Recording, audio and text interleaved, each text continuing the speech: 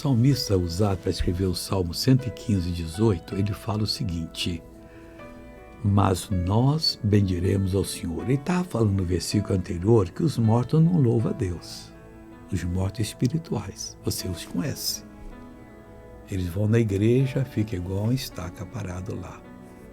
Deus pode estar fazendo 10 paralíticos andar, 2 cegos enxergar, 20 surdos curados, e ele não louva. Ele é um morto espiritual, ele não tem ligação com Deus. Temos que orar por essa pessoa, para o espírito dela ser quebrantado, ela ser salva. Mas nós bendiremos ao Senhor sempre. Temos essa capacidade, desde agora e para sempre. Ô meu irmãozinho, põe no coração. O que, missionário? Que você precisa louvar a Deus. E louvar a Deus é bendizer ao Senhor por aquilo que Ele é e por tudo aquilo que Ele fez por você.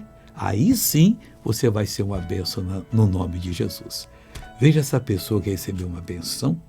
Faz uns 2 anos que eu senti uma dor muito horrível no joelho, não conseguia dobrar o joelho. E agora estou dobrando em nome de Jesus. Está livre, só vai agora andar bem em nome de Jesus.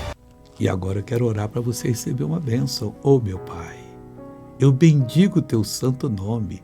Eu declaro que essa pessoa está abençoada agora e digo, mal saia desta vida.